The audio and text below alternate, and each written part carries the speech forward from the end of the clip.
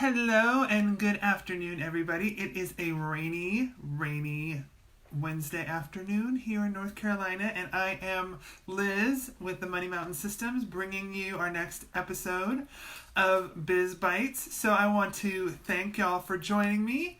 If you are watching on the replay, you can hashtag replay in your comment. If you have any ideas that you would like to share or anything you find particularly insightful, I would love to hear what those things are. I'm going to give a couple of seconds just to see if anyone is going to join us. This is still pretty early in our series, so, we don't have the routine going yet, but I'm hoping that this will become a regular part of your Wednesday lunch hour, a little pick-me-up in the middle of the week, especially when it's a rainy day like today. So today, last week, we talked about systems. What is a system? Why should I care? So we are going to talk about some things that are going to help you put those systems in place so that you can have kind of a guiding overview of what it is you want to accomplish in your business. So today we're going to talk about what your guiding word of the year is. And I'm going to go through a couple of things with you that'll give you some ideas about what it is that you might want to cover and want that guiding word to address, so you can make sure that you pick one that is going to really resonate with you this year and keep you on track and get you to the goals that you want to accomplish. So guiding word is really kind of foundational. And a little earlier today in a post, I teased, like, if you have not had a hard time, if you have had a hard time getting your New Year's resolutions off the ground, if you've had a challenge getting some things done, if you made a New Year's resolution and you're still struggling with it, maybe it is because you don't have a system in place to implement it. So last week we talked about systems are not really considered systems unless they are defined, unless they are documented and implemented. So those are going to be all the activities that you're going to do in order to get the result that you want on a regular basis, so that you can have something predictable, a predictable outcome every time you do what you're supposed to do, so you know exactly how you're supposed to do it. And now all of those are going to have to be refined on a regular basis, but overall, you're going to need to have an idea of where you're going. Just today, one of my good friends posted one of my favorite quotes from Alice in Wonderland, where she's talking to the Cheshire Cat, and she likes to, hi Christine, thank you so much for joining us. So my friend posted the quote from Alice in Wonderland where she's talking to the Cheshire Cat and wondering where she's going and, which way she's supposed to go. And the Cheshire Cat is asking, well, where is it you want to go? And she says, well, I don't really know. And he says, well, then any old place can get you there. Or any old way you want to go will get you there. Because if you don't really have a destination in mind, it doesn't really matter what road you take, does it? So your guiding word of the year is really going to help you stay on track when you get frustrated, and keep in mind why it is that you are doing the things that you're doing in your business. So think about, take a couple minutes, and I'm going to actually, I have a worksheet that I'm created for y'all, and I'm going to post it down below in the comments or in the file section, depending on what Facebook lets me do, because Facebook changes all the time. So depending on what Facebook lets me do, I'm gonna make sure that you have this worksheet available to you so that you can be able to go through and define your guiding word of the year. And so some people, use this guiding word of the year to address their entire life. Sometimes people use this guiding word to apply to their business. I've gone to a workshop where it's just focused on your money, and the fact that money does touch every aspect of your life really does have an influence on it, but it's kind of the attitude that you have towards money and the attitude that you want to have towards it. So this is really kind of focused on how you want your attitude towards your business to be this year. So I want you to think about people, either your referral partners, people that you work with, people you admire, and think maybe what word comes to mind that you associate with them, what kind of activity they do which you really admire, what kind of word that describes them that you really admire, and take a few minutes just to jot some of those words down. So I'm going to give you a minute. So now that you've thought about a couple of those words of people that you admire, and then maybe your referral partners, people that really you've noticed being able to achieve some of those goals that you have for yourself, but maybe have struggled to achieve in the past, you can see some of the characteristics of other people that you admire and that you look up to. And that might be a really good way to find a word that really speaks to you. So having those words helps you to put the system in place. One of the things that really, really resonates with me when picking a word of the year is that it's best if you have an action word, a verb, something that is active, that requires you to take action, that really spurs you forward. Because if you pick something that's more of an adjective, it's a lot more passive. So it doesn't necessarily, and it's really great to have those kinds of feel-good words surrounding you, and maybe you will put them on a vision board, maybe you'll put them into maybe your corporate culture, or your company culture, or how it is you want to go to do things. But having your word be an action word really puts it into practice on a daily basis, so that you can really put that into a sentence. So you're saying, like, how am I going to blank, fill in the blank, this year with my business? How am I going to focus in my business this year? How am I going to elevate in my business this year? How am I going to shine in my business this year? So picking an action word really helps you figure out how you're going to implement that and put that into practice in your business, in your life, so that you can make progress towards the goals that you want. And when you are putting your systems into place, then you can use those action words to say, is this system, is this result pushing me forward in a way that is nurturing, that is focusing, that is calming, that is, anything that, whatever word it is you want to pick. Now, when I put you're going to have the opportunity to be able to brainstorm several words that you want on the worksheet that I'm going to provide, and there's also going to be a word bank there, but don't just let that, you don't have to pick a word from the word bank, but there's going to be a couple of good choices in there.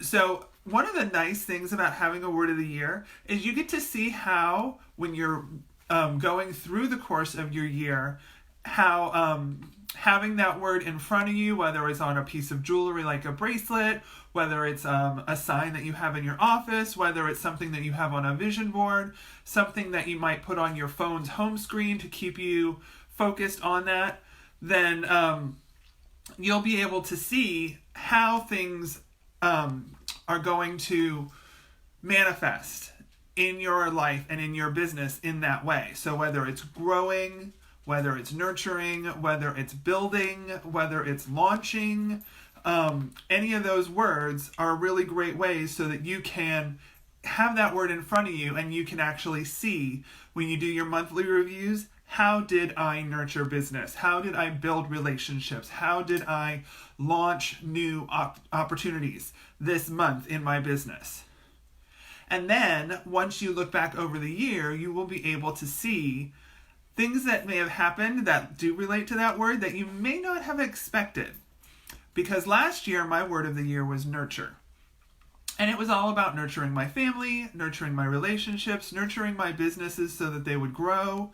Because I didn't want to force any of that growth. I really wanted to have it happen organically.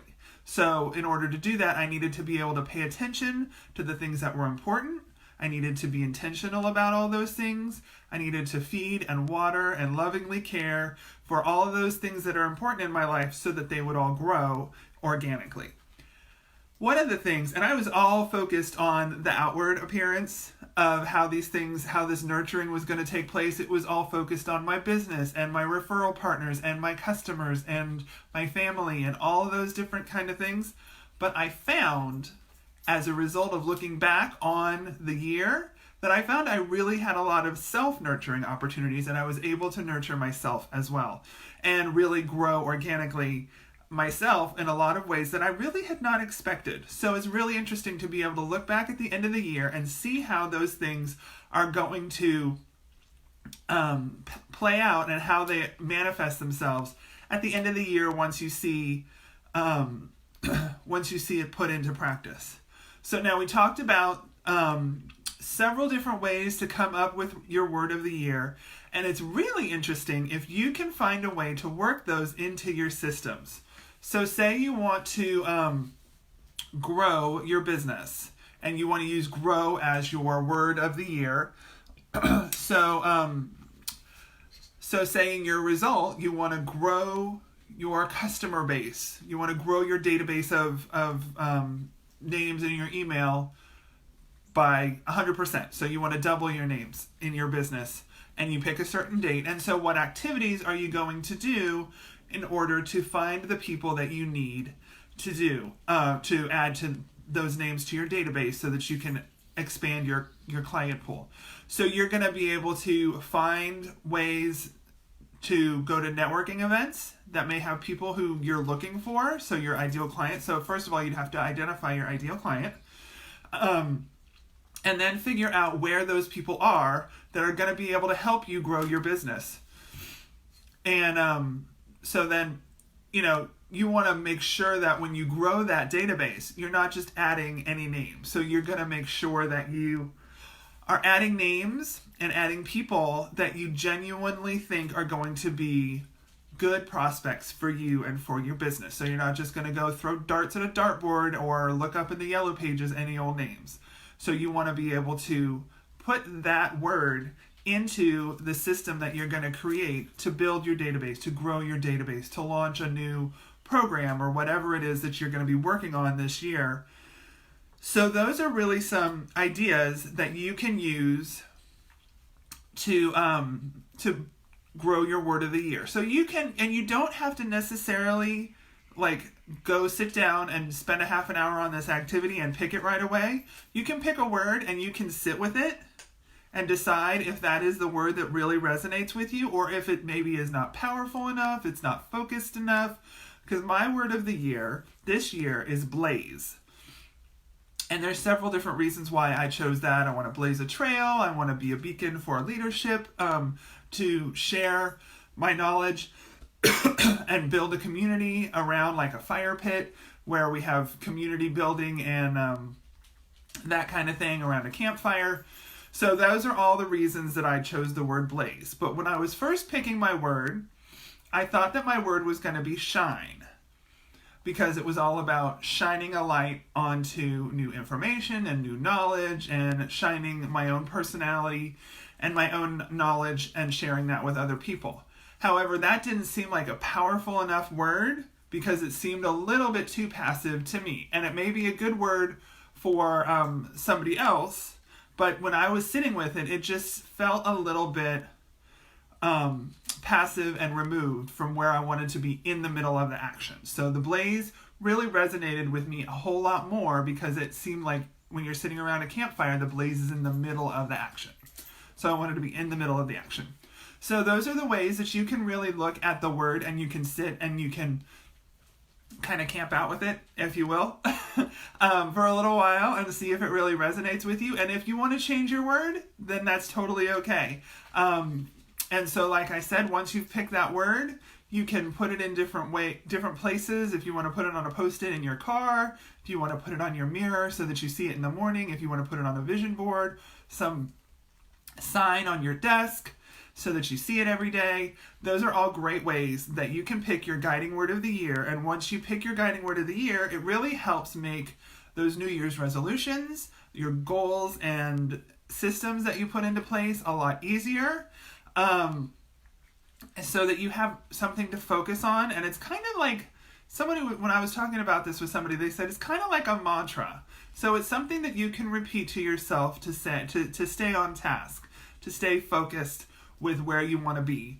And so that word represents a lot more of the visualizing what your goals are going to be. So instead of it being some nebulous, far off goal, having that word there with you helps it be a mantra so that you can visualize all those things.